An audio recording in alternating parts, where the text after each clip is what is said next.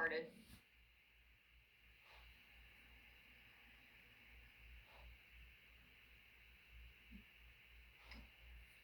All right, Dr. Parker, whenever you're ready. Okay, we're going to call this Zoom meeting of the Arkansas Veterinary Medical Exam Board to order today on May 7th at 1 p.m. in the afternoon. And let's just have a roll call real quick. Myself, Doug Parker here, Dr. Turchie, and Dr. Bird. Present. And Dr. Underwood. Here. All right, Dr. Turchie, you're with us too. Yeah, I was muted. I forgot, so I'm here. Right. And Mr. DeSalvo. I think Mr. DeSalvo may be not with us today, but we have 4 active board members. Our executive secretary, Kara Tharp, is here, and our legal counsel is with us today too. So I know that everyone has received a copy of the agenda that was on the attachment from Mrs. Ledke. If you didn't, then we're here for one item of business today, and that is to discuss Dr. Holly Drosky, docket number 219-11 from last year. Before we get started on that, I would like to say something very quickly. We had a Zoom meeting the other day. I think pretty much it was the first Zoom meeting for all of us. I don't think any of us really had any experience with Zoom meetings, but I would like to not really make some suggestions, but make some policies for our next Zoom meetings, in that the one that we had seemed a little rough, and I guess it was the first one. Had a lot of background noise. We had a lot of distractions. There was sometimes enough background noise that I had trouble hearing. And so this is what I would encourage everyone to do, is that there will be times when Kara keeps us all on mute.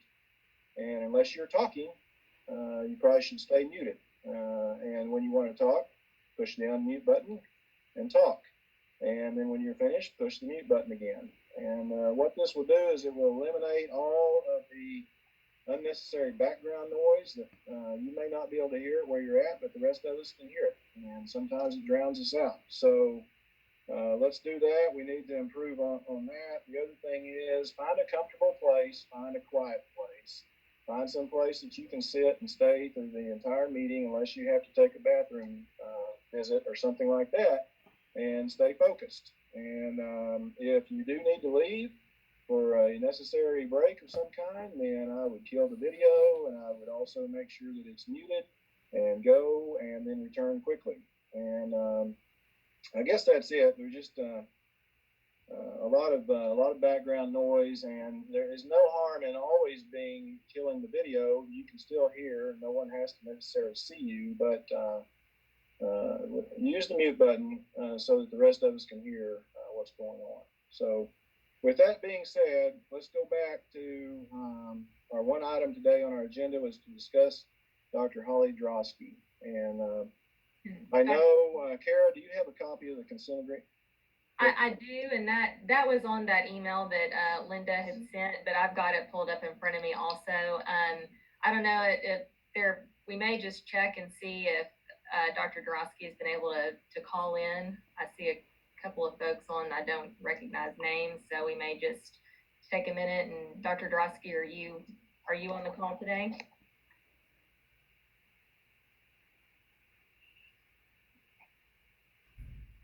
Okay, I guess not. So, all right. So Dr. Drosky is not with us, but I do have a copy of the consent agreement. Hopefully, you all received that as well. And the other attachment was an email from Dr. Beard that he sent to me. And those are the only 2 items that I have. I do not have a new drug test. So I've checked every day, and I've called, and I think that maybe that will be available soon. But as of this morning, that was still not available. Okay, the way I see it, I've reviewed the current consent agreement, and I have reviewed the letter by email that Dr. Beard had sent us. And then it is our understanding, I believe, Kara, that she has not recently been in compliance with her drug testing order. Is that correct? Right. I do not believe that there will be an April drug test. Okay. There will be one. Okay. It'd be my opinion that the consent agreement, she is not in compliance with the consent agreement on 2 or 3 items. And without Dr. Drosky here to discuss these things with us, I'll let each of you speak. But if she's not in compliance with the consent agreement and she's not here today, my recommendation would be to call for a formal hearing. Dr. Bird, what do you think? I'll second that motion, but I didn't receive Dr. Beard's email. Okay, Kara, would it be all right if I just read that to Dr. Bird? Yeah, absolutely. Yeah.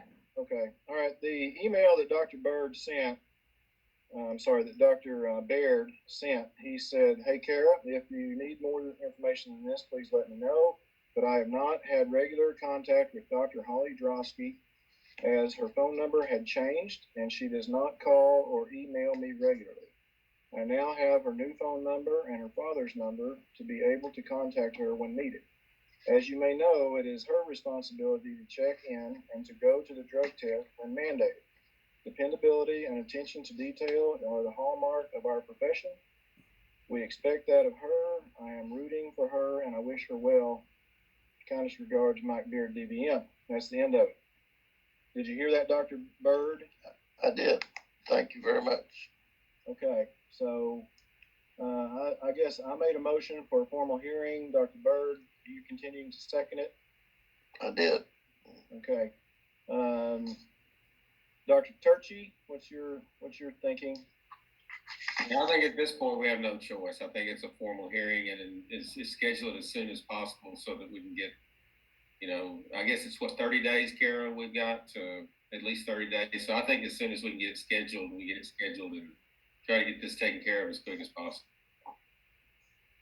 Okay, Dr. Underwood, what are your thoughts?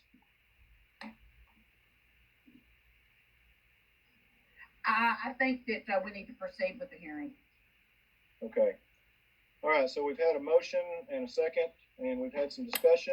Is there any further discussion? The only question I'd have, Dr. Parker, is will that hearing be by Zoom as well or to be in person? Kara, do you foresee, what's the timeline on the Zoom meetings that you foresee? How far do you see those extending out?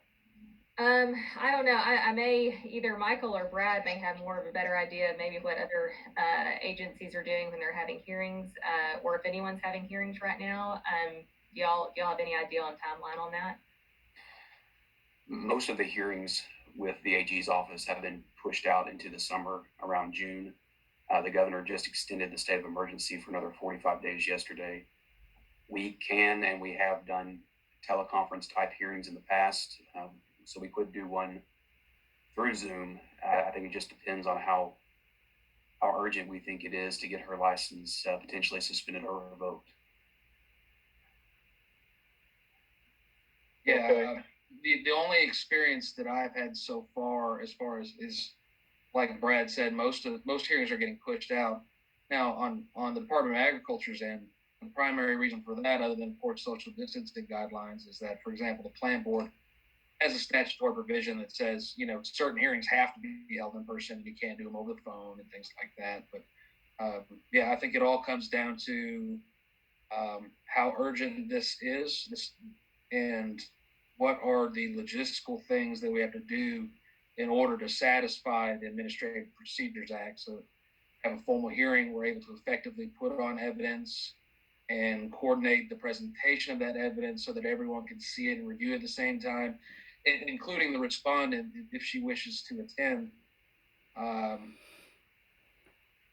It's mainly a logistical problem more so than a legal problem, I think. Well, it'd be my hope, Dr. Parker, that we would proceed expeditiously given the circumstances. And if we can do it by Zoom and that meets the legal requirements, then we should do it that way. Okay, good point, Dr. Bird. Let's go ahead and take a vote on proceeding with formal hearing. All those in favor of the formal hearing for Dr. Drosky, say aye. Dr. Underwood, how do you vote? Dr. Turchi, Aye. Dr. Bird, Aye. and I vote aye also. So we'll go ahead and have a formal hearing. At this point, Kara, can we go ahead and decide on a date? And if we do, then if that's not working, then you'll let us know. Sure. I think that if you want to go ahead and discuss dates, I think that's perfectly fine. It's probably that's probably helpful to me to kind of try to start working out some of the logistics of this. Hopefully it's something that we can do in person. But if not, in a Zoom meeting will work. I mean, but I'll get with either Brad or Michael to work that out. But we need to. She has to at least have a 30-day notice, correct? And we'll need just a little bit of time to prepare that order and notice of hearing and actually send it out. Well, we're looking at 42, 45 days from now. That would be about the third week in May, like the 11th through the 15th, sometime in there. You mean June? This well, is May now. May now, yes. Okay, thank you very much. 1, 2, 3. Yes, about the 15th through the 19th of June. We're scheduled for the 18th anyway, aren't we? Yeah, Well, I've got a board meeting on my calendar for the 18th with the vet board. Well, I think that because we're going to do the state board exam, since we're moving it to an online format, I think we pushed out that June 18th board meeting date to August 12th. So, Well, the June 18th. So we could still go for June 18th. June 18th would still work for me if it works for y'all. I hadn't scheduled anything else back in.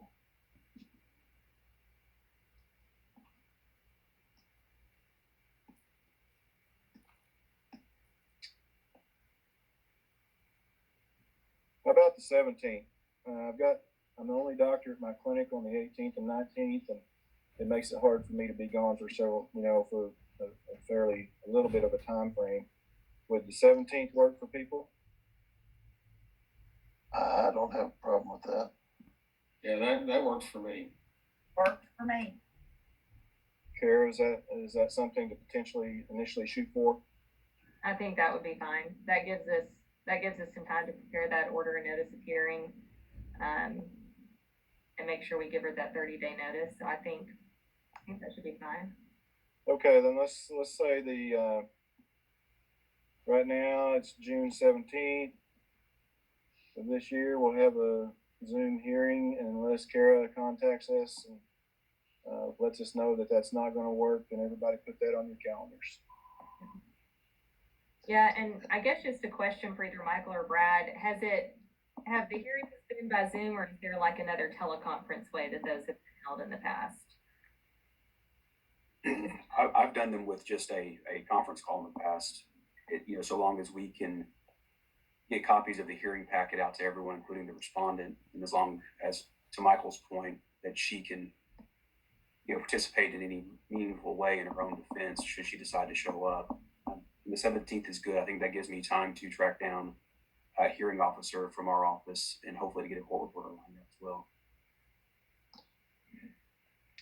Start at 9 or 8:30. My preference would be 9 o'clock, if that's okay with everybody else. Or, I mean, we don't have to even do it in the morning. I mean, it could also be in the afternoon. I mean, really just whatever works for your schedule. But if it ends up being in person and we've got folks coming out of town,